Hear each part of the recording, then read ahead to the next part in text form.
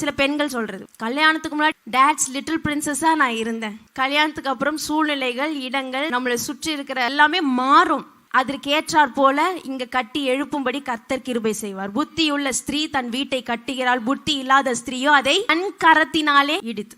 கட்டுறதும் ஸ்திரீ தான், இடிக்கிறதும் ஸ்திரீ தான். ஆனா கர்த்தர் ஒரு வீட்டை கட்டாராகில் கர்த்தருடைய துணை கொண்டு அந்த ஸ்திரீ கட்டணும். நான் கட்டிடுவேன் அப்படின்னு முடியாது. கர்த்தருடைய ஞானத்தை கொண்டு நாம என்ன பண்ணணும்?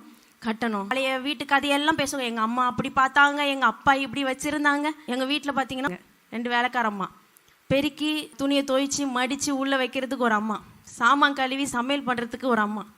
ஆனா கல்யாணம் ஆகி வந்ததுக்கு அப்புறம் ஒரு அம்மாவும் இல்லை. இருந்தாங்க 3 ரூம் மட்டும் ஒதுக்கப்பட்ட விளக்கப்பட்ட இடமா இருக்கும். எல்லா வேலையும் கர்த்தர் செய்ய கிருபை செய்தார். அதுக்காக நாங்க அப்படி இருந்தேன், என்னை இப்படி பண்ணிட்டீங்களே அப்படின்னு சண்டை போட்டா நல்லா இருக்குமா?